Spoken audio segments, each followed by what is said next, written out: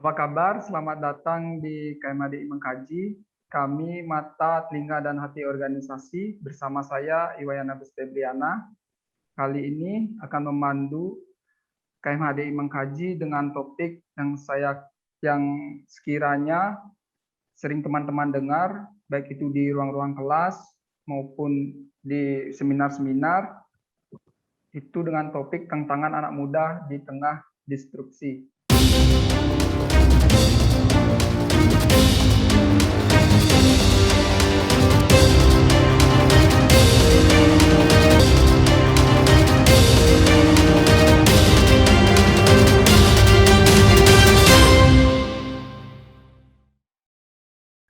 Nah, sebagaimana yang kita ketahui bersama, hari ini dunia, tak terkecuali Indonesia, masuk dalam era disrupsi. Di dalam era disrupsi ini terjadi berbagai macam perubahan yang cepat dan mendasar akibat perkembangan teknologi dan ilmu pengetahuan. Perubahan ini terjadi di mana-mana dan sangat mempengaruhi berbagai macam aspek kehidupan sosial, aktivitas ekonomi, aktivitas politik, aktivitas sosial yang polanya lama dan konvensional ini mulai tergeser dan digantikan dengan aktivitas ekonomi, politik, dan sosial dengan pola yang baru dan cenderung modern. Perubahan yang terjadi secara cepat dan mendasar ini bagaikan dua sisi mata uang. Di satu sisi dia bisa menguntungkan dan di sisi lain juga bisa merugikan. Berangkat dari situasi inilah persiapan-persiapan perlu dilakukan untuk menghadapi era disrupsi ini.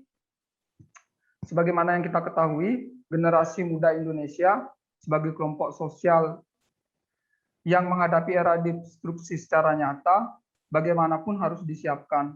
Hal ini karena tantangan dan rintangan ke depan yang mereka hadapi sangat cepat dan cenderung berubah-ubah.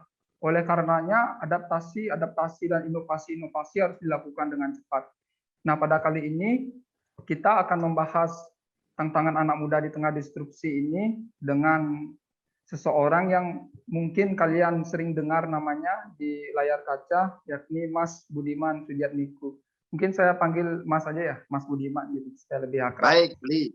Nah, baik, mungkin sebelum kita ke topik, Mas, mungkin Mas bisa ceritakan apa kesehariannya Mas, dan mungkin bisa kenalkan kami terkait dengan Inovator 4.0 yang Mas sedang geluti dan tekuni hari ini. Oke, baik. Waktu dan tempat saya persilakan, Mas. Wabarakatuh. Ya, Om Swastiastu untuk teman-teman yang hadir di obrolan sore santai ini. Ya, saya Budiman Sujatmiko. Saya kebetulan di sini ada juga teman namanya Mas Teddy Trisahyono. Kami sama-sama di Inovator dan kami juga sedang fokus untuk membangun ekosistem inovasi untuk merespon dan menghadapi apa yang tadi Agus bicarakan, yaitu era disrupsi, ya, saya bahasakan era disrupsi ke dalam bahasa Indonesia itu saya terjemahkan era kocok ulang, kira-kira begitu saya terjemahkannya begitu. Nah, jadi saya dan Mas Teddy dan teman-teman ada di Inovator, ada juga di teman-teman dari ada yang National Initiative Center, ada individu-individu yang lain yang banyak ada di Indonesia maupun yang masih di luar negeri, seusia Agus ini ya, seusia teman-teman ini, yang kita ajak untuk menghadapi era jungkir balik, era kocok ulang teknologi itu, apa yang harus kita siapkan?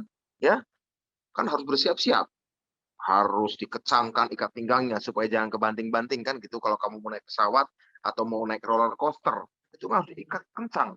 Kalau enggak bahaya itu. Karena kan roller coaster kita tahu ya, muter-muter, jungkir balik segala macam. Kalau enggak bisa muntah-muntah. Ibarat seperti itu. Nah, kami lagi membangun jaringan ekosistem, ada lewat Inovator, ada lewat kooperasi yang kami buat. Kenapa kooperasi? Kooperasi itu gerakan loh. Sama seperti KMHDI, sama seperti HMI, sama seperti LMND, sama seperti apa namanya Pemuda Ansor, Pemuda Muhammadiyah, Muda-Mudi Katolik. Ini gerakan. Cuma ini gerakan yang fokus pada pemberdayaan ekonomi anggota gerakannya sebagai bagian dari pemberdayaan ekonomi masyarakat menghadapi era kocok ulang tadi, era disrupsi teknologi, supaya kalau saat kocok ulang, supaya tidak berjatuhan harus bergandengan tangan. Kira-kira begitu. Ya kita kenapa buat koperasi? Koperasinya itu menyoroti beberapa sektor kehidupan yang akan berdampak. Dan memang sudah berdampak lama, tapi akibat pandemi dan akibat revolusi 4.0, dampak positifnya bisa cepat, dampak negatifnya bisa cepat. Ya kan? Sehingga harus bergandengan tangan lewat koperasi. Fokusnya ada yang ke internet, ada fokus koperasinya ke industri kreatif, ada fokus koperasinya ke energi baru dan terbarukan, ada koperasinya fokus pada pangan, perumahan. Nah, itu yang sudah kita bentuk 4. Akan nanti ke perumahan, ke kesehatan, ke transportasi atau angkutan, dan mineral. Ya, itu dari ekosistem kita buat se-Indonesia, baik itu desa maupun kota. Begitu. Nah, ekosistem ini bagian dari ekosistem bukit algoritma yang kita bangun. Nah, tapi kan harus ada. Lantas kemudian kalau ekosistem itu terbangun, mereka akan mengkonsumsi apa? Dan kalau mereka mau berproduksi, bukan cuma berdistribusi, mereka mau produksi apa dan bagaimana? Ilmunya apa? Teknologinya bagaimana? Pendanaannya bagaimana? Karena itulah kami membuat juga bukit algoritma, yaitu sebuah tempat yang kita bangun di Sukabumi untuk menjadi pusat pendanaan, pusat inovasi teknologi, ya, pengembangan sains, juga riset ekonomi, kesehatan, macam-macam yang nantinya untuk dipakai oleh bangsa Indonesia agar orang Indonesia menghadapi era kocok ulang atau era disrupsi yang disebabkan oleh laju ilmu pengetahuan teknologi dan yang disebabkan oleh pandemi. Orang Indonesia punya pegangan karena situasinya baru, ilmunya pun harus ilmu-ilmu baru, teknologinya pun harus teknologi-teknologi baru. Sudah ada sih, tapi sebagian besar masih buatan luar negeri. Nah, kita bangun ini supaya kiprahnya anak-anak muda Indonesia bisa juga mengemuka.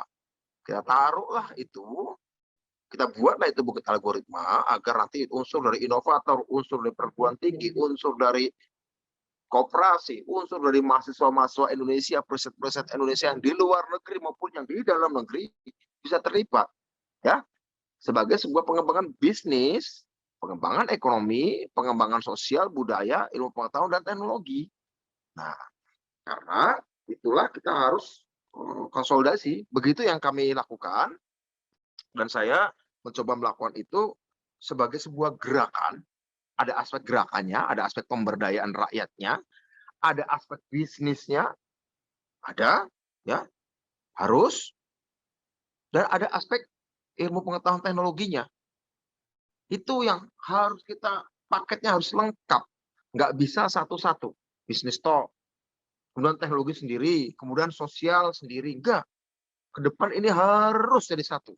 Ya, ibaratnya kita menghadapi diancam oleh laju teknologi, ya, dan apalagi sekarang diancam oleh pandemi, dikepung gitu ya, akan kita harus bergandengan tangan semakin erat, makin kompak, jangan sendiri-sendiri, ya. Meskipun kompak bukan dalam pengertian kalau secara fisik, karena pandemi kita harus melakukan perjalanan fisik, physical distancing. Tapi secara sosial kita nggak boleh melakukan social distancing, justru harus merekat. Secara fisik menjauh, tapi harus merekat secara sosial. Dan untuk merekat secara sosial itu dibantu oleh teknologi digital.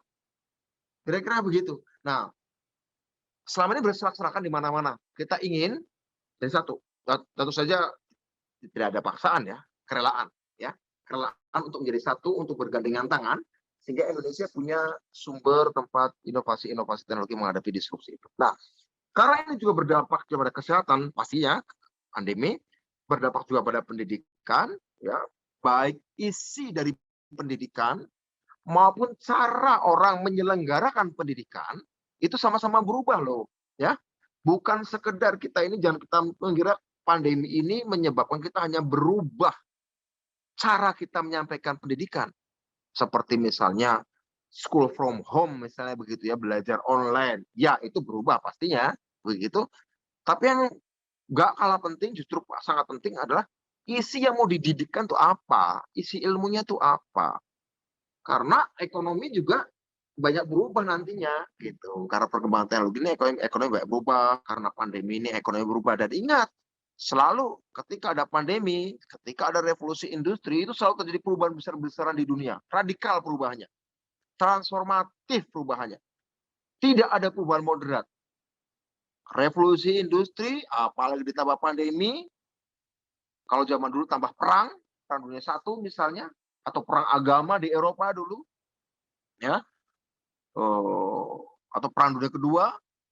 Kalau sekarang tidak ada perang skala besar yang sifatnya kekerasan ya, adanya perang dagang, adanya perang teknologi, ya. Nah, dalam perang dagang, perang teknologi Indonesia di mana? Jangan sampai gajah berkelahi dan gajah, maka Indonesia jadi pelanduk yang mati di tengah-tengah. Nah, saya nggak mau Indonesia menjadi pelanduk. Tanpa harus ikut perang juga, tanpa harus ikut gajah yang berkelahi dengan gajah lain, enggak. Kita ini punya ciri sendiri, ya. Sehingga saya pikir, tapi kan untuk bisa dihargai supaya tidak diinjak, kan Indonesia harus punya sesuatu. Tapi anak mudanya juga harus punya sesuatu. Nah, ini teman-teman KMHDI, Mas Wahyu Dharma ini, kita tahu bahwa saya pikir Anda punya kesempatan juga mau mengeksplor apa yang dilakukan oleh orang-orang India dalam mengembangkan dirinya, membangun dirinya, bisa membangun pusat-pusat riset inovasi teknologi, ya, di Bangalore misalnya. Atau orang-orang India sekarang yang berhasil menjadi CEO perusahaan-perusahaan teknologi besar di Amerika itu 12 kalau nggak salah atau 10 ya. Perusahaan besar teknologi Amerika CEO-nya semuanya orang India tuh, ya. Hebat sekali itu. Nah, kalian juga bisa belajar dari teman-teman Hindu di India ya, tanpa harus melihat kehidupannya ya. Tapi bahwa ada semangat itu, ya, bagus ya, ada semangat itu teman-teman sekalian. Nah, mari kita bangun kekuatan anak-anak muda, tapi dengan cara berpikir lain. Bergerak jadi aktivis dengan cara lain. Berbisnis dengan cara lain. Belajar dengan cara lain yang sama sekali baru. Pun jika suatu saat terjun politik, berpolitik juga dengan cara yang baru. Ya, begitu. Jadi itulah kenapa kami bangun inovator, 4.0, kami bangun koperasi, kami bangun Bukit Algoritma, itu adalah agar orang-orang Indonesia, seluruh orang Indonesia, terutama anak-anak muda seusianya teman-teman KMHDI, ya, di seluruh pelosok Nusantara, dari Sabang sampai Merauke, dari Udayana sampai Syahkuala, ya, kira-kira begitu. Dari ITB sampai Universitas Cendrawasih, sampai kemudian anak-anak Indonesia yang ada di Oxford, ada di Cambridge, ada di MIT, Harvard, NUS, NTU, Tsinghua, macam-macam kampus, Tokyo, Curtin, Melbourne, semuanya yang orang Indonesia itu bisa bergandengan tangan. Sampai orang muda Indonesia yang ada di desa-desa, ya, di Bali, di Karangasem, di Gianyar, di Tabanan, di Cilacap, di Merauke, di Bolaang Mongondo, macam-macam lah. Ini semuanya ini kan sedang mulai dikocok ulang. Karena sedang dikocok ulang seluruh dunia, itu semuanya mulai dari nol. Jadi orang-orang yang sudah maju, negara-negara sudah maju pun kewalahan menghadapi revolusi 4.0, apalagi menghadapi pandemi. Semuanya mulai dari nol lagi, belajar dari nol lagi. Ibaratnya selama ini mereka belajar ilmu lain, nggak taunya ujiannya lain. Jadi mereka juga sama-sama nggak ngerti. Sehingga kita tuh sekarang dalam posisi bisa mengejar kemajuan, bisa mengurangi, menyempitkan jurang ketertinggalan kita. Karena yang lain lagi berhenti juga, bahkan turun begitu ya, mundur. Nah, jadi ini kesempatan untuk kita mengejar. Asal tahu caranya, apa yang kami siapkan di Bukit Algoritma, di Inovator, di Koperasi, ya, itu adalah wadah-wadah untuk orang se-Indonesia untuk merespon ini. Kamu suka bisnis, suka teknologi, suka sains, suka pendidikan, suka kesehatan, suka pertanian, suka kebudayaan, everybody is invited. Selama tidak mengubah dasar negara Indonesia, selama tidak mengubah bentuk negara Republik Indonesia. apapun pilihan politikmu asal tidak mengubah itu nggak ada masalah. Begitu. Jadi teman-teman KMHDI, apapun agamanya, apapun sukunya, terutama anak muda, tapi nggak cuma anak muda ya, dan bukan cuma untuk orang desa ya, untuk orang kota juga bisa ya. Jadi inilah yang coba kita bangun, sehingga kita menyediakan fasilitas untuk membangun infrastruktur untuk riset, bahkan untuk pendanaan jika ada ide-ide riset yang keren dari teman-teman KMHDI atau anak muda lain yang nonton acara ini. Anda punya riset apa aja untuk menyelesaikan masalah kesehatan, masalah pendidikan, masalah pertanian, masalah industri, ya, masalah perumahan. Kita sediakan wadahnya dalam koperasi. Atau kalau mau terjun ke risetnya di Bukit Algoritmanya di Sukabumi. Tapi kalau ingin pengembangan bisnis berbasis teknologi, pemberdayaan rakyat berbasis teknologi, bisa bergabung di koperasi. Tapi kalau ingin masuk pada wilayah inovasi teknologinya dan bisnis teknologinya, inovasi teknologinya terutama, ya, ingin menjadi pencipta, ingin menjadi penemu, menjadi inovator, silakan bergabung di Bukit Algoritma. Kalau ingin pengembangan bisnis dan pemberdayaan rakyatnya, bergabung di koperasi-koperasi. Itu yang menurut saya harus jadi wadah kita, ya, wadah anak-anak muda. Sekali lagi, asal tidak mengubah dasar negara dan tidak mengubah bentuk negara. Karena apa? Karena NKRI dan Pancasila ini modal awal kita yang mutlak dan perlu. Kalau bagi kami NKRI ini bukan harga mati dalam pengertian sebagai garis finish, tapi sebagai garis start. Ini modal awal kita. Dan modal awal itu mutlak dan perlu, itu nggak boleh kurang, nggak boleh minus. Nah, kalau kemudian pecah Indonesia, kalau berubah Indonesia dasar negaranya, ya kita minus, ya kita terlibat utang, malah jangan berbisnis, malah pilot kita, ya kan kita mau mengembang nih kan. Kalau Indonesia bubar atau dasar negaranya ganti, pilot kita namanya, dinyatakan pilot, ya kita memang nggak dikenai kewajiban lagi kalau pilot, tetapi kita nggak punya hak apa-apa lagi itu hidup di dunia gitu dalam pengertian berbangsa begitu. Nah, ini harus kita jaga. Nah, tapi ini harus dikuatin, NKRI dan Pancasila dikuatin. Kemudian ini tadi melewati, masuk, terjun dan melompat ke lembah kematian. Kita harus lolos dari lembah kematian. Ya, terjun kemudian melompat lagi, karena di era disrupsi itu ada namanya lembah kematian, Valley of Death. Kamu terjun dan terus terbenam dalam dasar lembah itu, atau kemudian terjun dan setiap orang harus terjun, tapi harus naik lagi gitu loh. Jangan sampai udah terjun kemudian nggak bangkit-bangkit lagi, pingsan dia atau mati di sana, ya kan? Jangan sampai pingsan. Kalau pingsan kelamaan di lembah kematian mati betulan.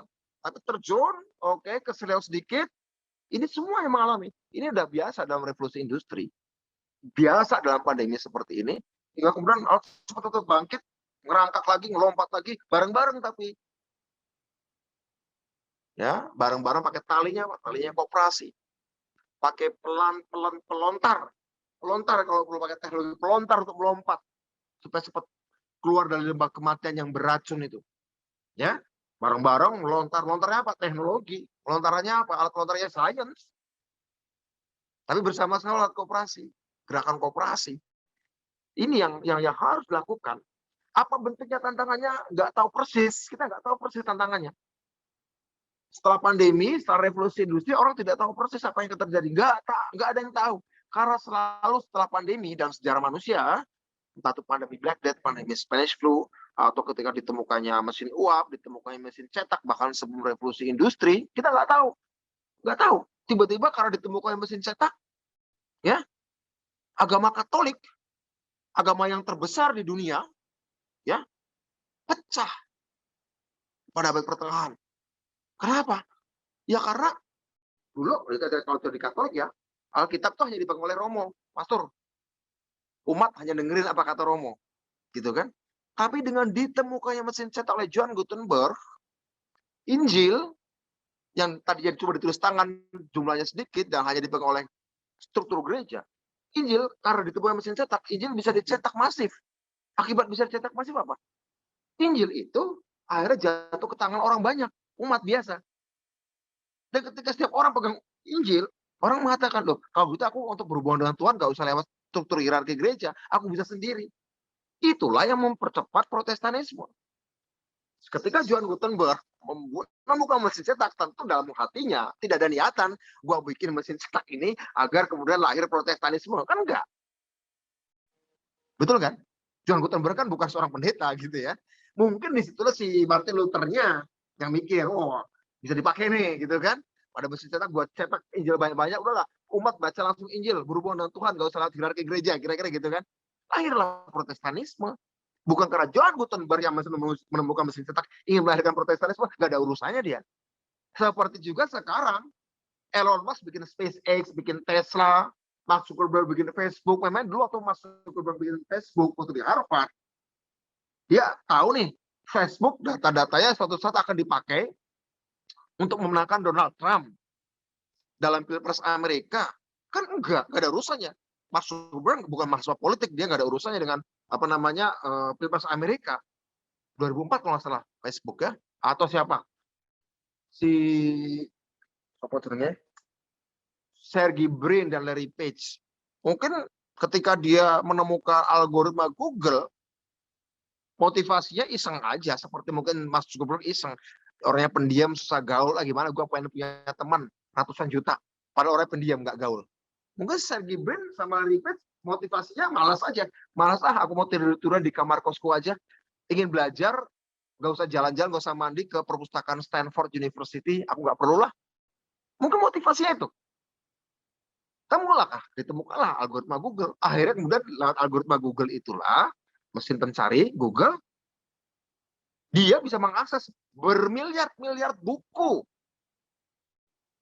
bermiliar-miliar jurnal, artikel, berita dari koran apapun yang mungkin dia nggak bisa berlangganan. Mungkin mau langganan New York Times atau langganan Los Angeles Times atau Post gitu ya, nggak bisa.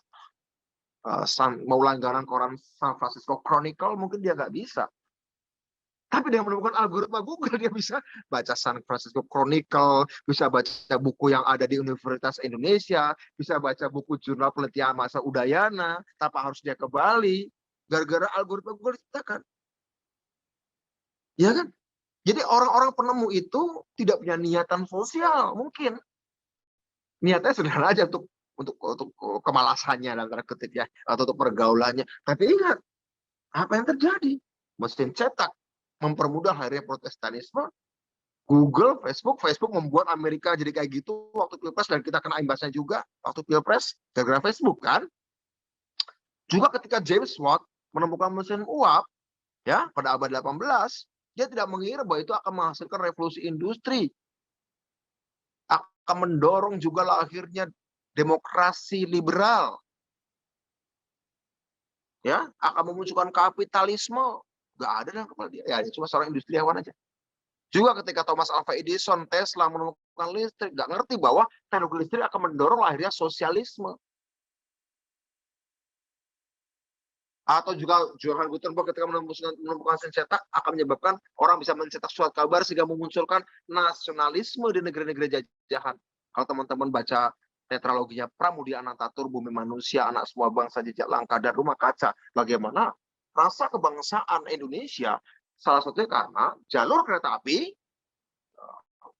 Stephenson ketika membuat yang namanya lokomotif kereta api, tidak berpikir bahwa ketika dia buat lokomotif kereta api, Stephenson ya, itu akan membuat penyebaran gagasan nasional lebih cepat. Atau mesin cetaknya Gutenberg tidak berpikir bahwa ini akan juga melahirkan Protestanisme dan penyebaran gagasan tentang rasa kebangsaan Indonesia akan lebih cepat dari Sabang sampai Merauke misalnya, atau di India ya, dari namanya Tamil sampai yang di atas sana misalnya begitu, sampai Hyderabad, sampai Uttar Pradesh ya, kemudian dari daerah Sindh di Pakistan sekarang, kemudian sampai wilayah Assam di India Timur. Nggak akan terpikir bahwa itu mesin cetak itu melahirkan gagasan nasionalisme, nggak ada. Nah, kita di Bukit Algoritma ingin mengatasi ketidaksadaran orang yang menemukan teknologi itu bahwa dampaknya bisa seperti apa. Kami di Bukit Algoritma, karena mungkin Mark Zuckerberg waktu bikin Facebook nggak pernah diskusi dengan orang political science, tapi ternyata dampak Facebook untuk politik Amerika juga sangat kencang. Nah, kita di Bukit Algoritma ingin Agar sejak awal ketika orang berinovasi itu sadar dampak ekonomi, dampak politik, dampak sosial, dampak budaya, dampak psikologis, dampak macam-macam. Nah, kita ingin temukan itu. Kira-kira begitu ya yang bisa saya sampaikan. Makasih. Baik, Om Santi Om. Assalamualaikum baik Mas warahmatullahi wabarakatuh. Budiman, terima kasih tadi atas penjelasannya, cukup banyak penjelasannya. Cuma yang saya ingin coba elaborasi adalah bagaimana kesiapan Indonesia dalam menghadapi era disrupsi ini. Karena bagaimanapun juga di era disrupsi ini dengan perkembangan teknologi dan ilmu pengetahuan, sekiranya ini secara halus menghapus sekat-sekat negara. Misalkan dari aktivitas ekonomi, perusahaan-perusahaan luar bisa berkompetisi secara bebas dengan perusahaan-perusahaan dalam negeri. Sebagaimana yang kita ketahui bersama kan dalam logika kompetisi itu yang hebat dia yang akan bertahan, yang modalnya besar dia yang akan bertahan. Dan yang berinovasi dia yang akan bertahan. Nah, menurut Mas Budiman dengan iklim yang dibawa oleh era disrupsi ini, bagaimana kesiapan Indonesia? Ya, karena itu kita ingin, kenapa saya katakan sejak awal kita membangun koperasi agar kompetisi mulai digantikan dengan kolaborasi. Karena apa? Karena kita sekali lagi bukan sekedar era revolusi industri 4.0. Kita juga adalah era pandemi. Dan di era pandemi hanya bisa dilaksanakan ketika ada kerjasama. Tidak ketika ada kompetisi. Ya kan? Era pandemi di mana-mana dilakukan ketika manusia sedunia bekerja sama. Bukan karena bersaing. Karena itulah kenapa dunia menghormati namanya Gilbert, Profesor Gilbert, ya, siapa nama Gilbert siapa? Dari Oxford, yang melepaskan hak patennya secara pribadi. Sehingga dia tidak mengambil royalti dari obat AstraZeneca yang dipakai seluruh dunia. Untuk vaksin AstraZeneca yang dipakai seluruh dunia. Dia nggak ambil keuntungan pribadi. Saya pikir itu sebenarnya sikap yang benar. Orang menghadapi pandemi, dia itulah sikap yang benar. Sikap yang tepat secara moral. Orang boleh berbisnis, orang boleh berkompetisi. Tapi untuk hal-hal yang sifatnya eksistensial, urusan hidup dan mati di era pandemi ketika setiap orang terancam kematian, saya kira sikap dari Profesor Gilbert itu benar. Walaupun dia bisa sangat kaya raya dengan royalti dari AstraZeneca-nya misalnya. Tapi itu rupanya tidak dipilih. Ada contoh yang lain. Dia sekarang juga dosen juga di Oxford.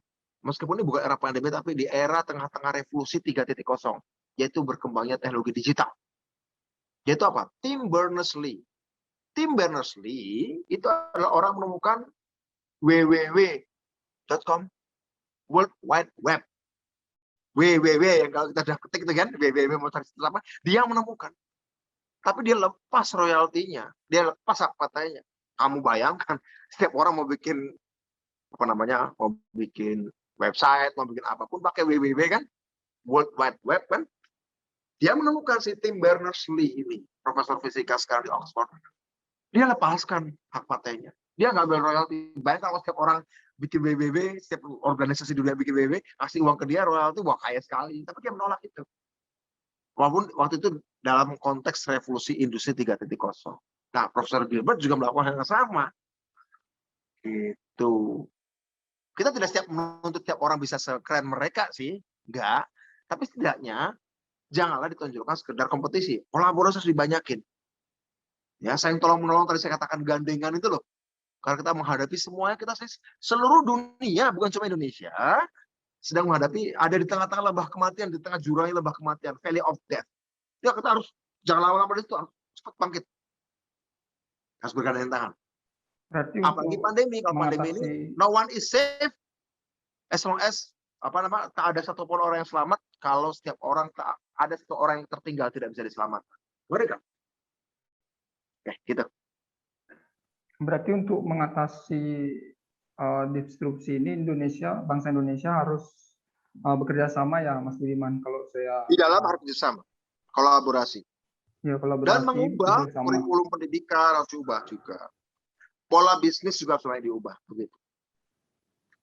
Kalau tantangan yang akan dihadapi pemuda ini kira-kira di era disrupsi ini apa saja Mas? Karena tantangannya imajinasi kalian. Dari era imajinasi kalian. Imajinasi kalian tantangannya.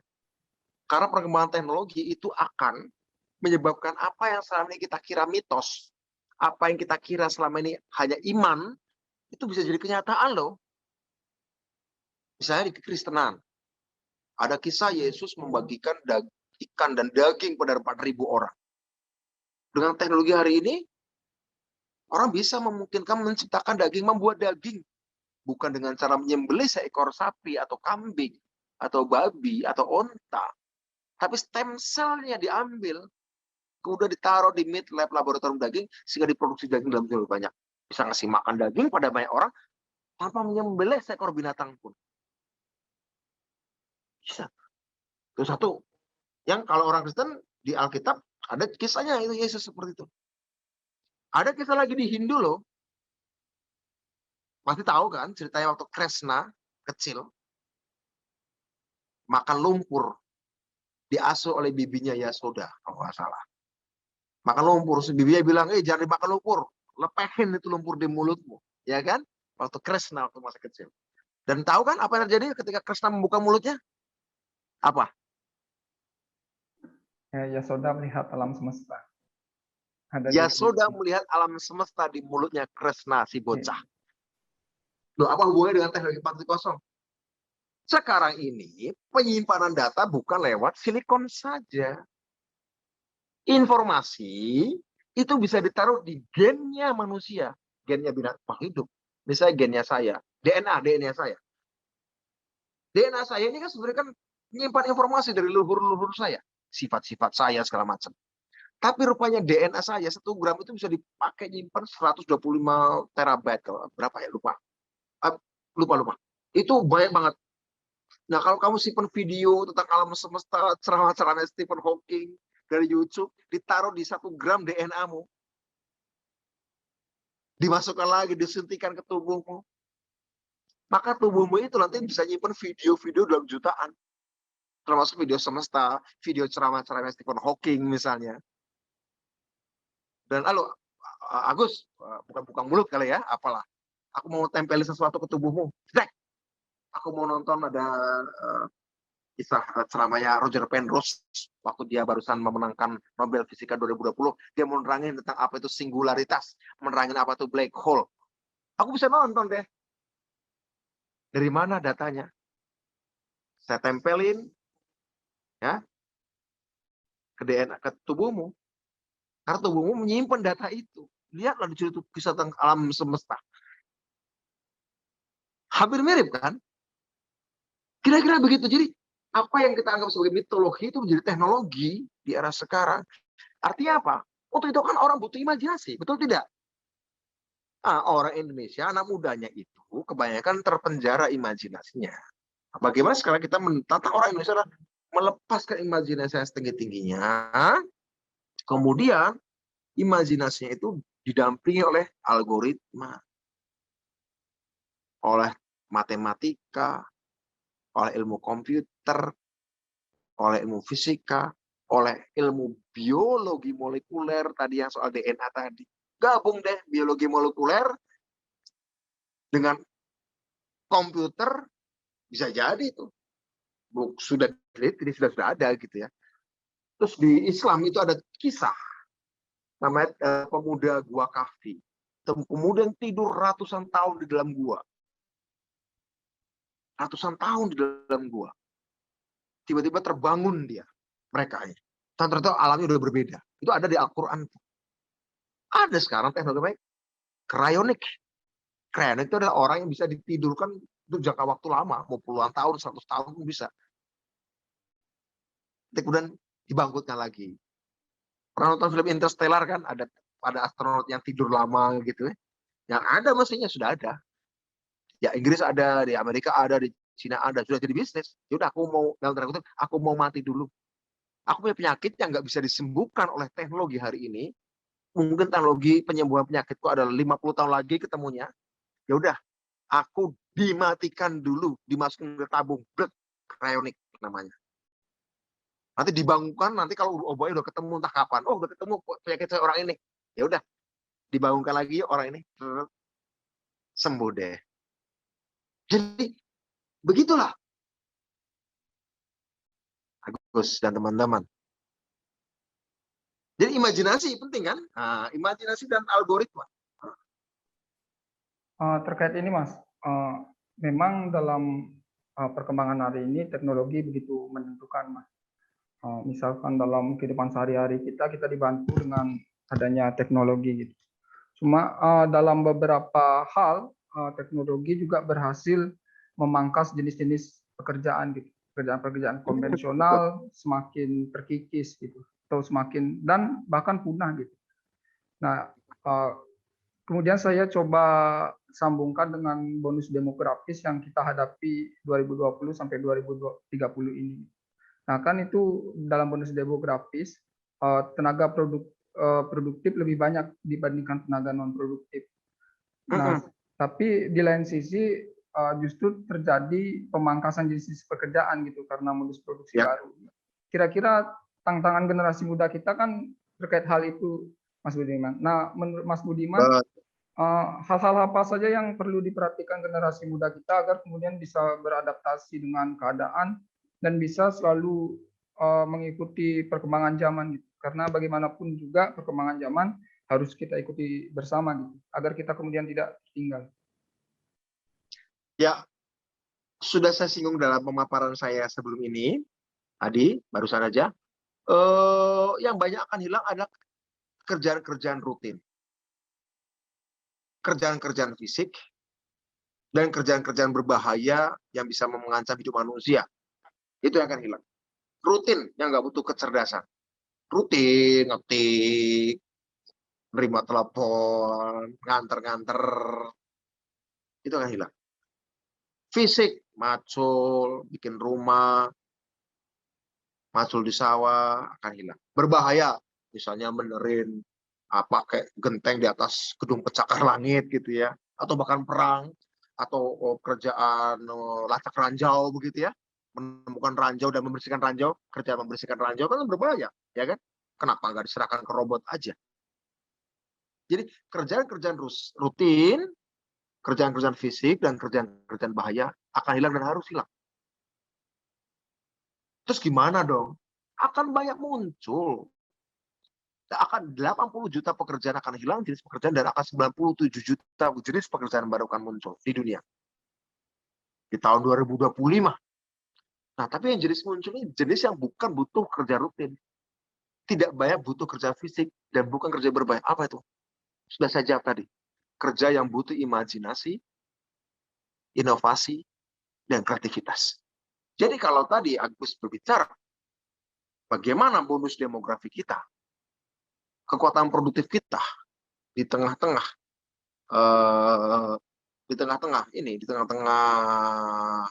hilangnya banyak kerjaan rutin fisik dan berbahaya, ya anak muda segenerasimu lakukan hal-hal yang membuat kalian fit untuk kerja-kerja imajinatif, kerja-kerja inovatif, dan kerja-kerja kreatif.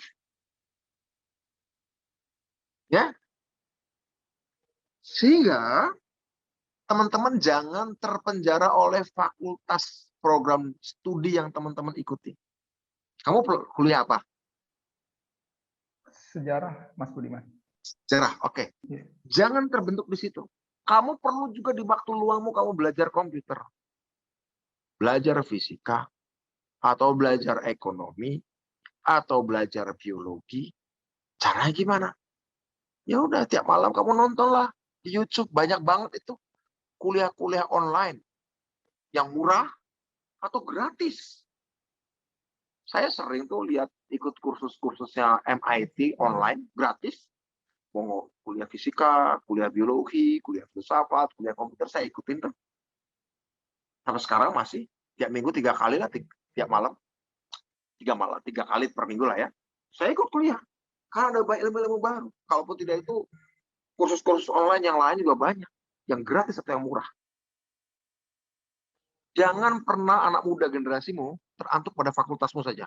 Ya sejarah, ya kamu ekonomi, ya kamu politik, ya kamu kedokteran, tapi belajar ilmu yang lain. Jadi seolah kamu minimal ambil 2 lagi deh. Mau ambil komputer sama ambil biologi selain sejarah. Boleh? Kenapa? Karena nanti perkembangan pekerjaan yang membutuhkan inovasi, imajinasi, dan kreasi, itu nanti bukan berasal dari satu ilmu. Bukan berasal dari satu ilmu tok. Dia ada gabungan 2-3 ilmu. Itu nanti orang bisa mengembangkan bisnis segala macam. Begitu, terus dan teman-teman.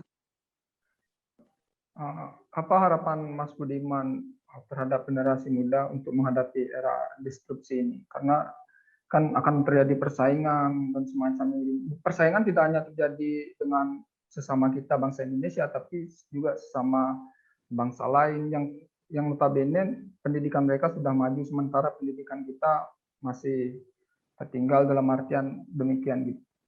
Apa harapan Mas Budiman? Kalian gabunglah di koperasi-koperasi kita. Kita jawab itu. Berkolaborasilah, berimajinasilah, berkreasilah. Itu nggak ada jawaban yang lain. Berimajinasi, berkolaborasi. Berkreasi, berbagi. Itu aja, nggak ada yang lain. Saling belajar, saling tukar ilmu. Bertemu dengan komunitas yang berbagai macam latar belakang keilmuan, berbagai macam keahlian, kuliah di mana-mana. Latar belakangnya beragam. Ya disitulah. Nggak ada yang lain. Gitu, Agus. Ya, yang bisa saya sampaikan pada anak-anak muda.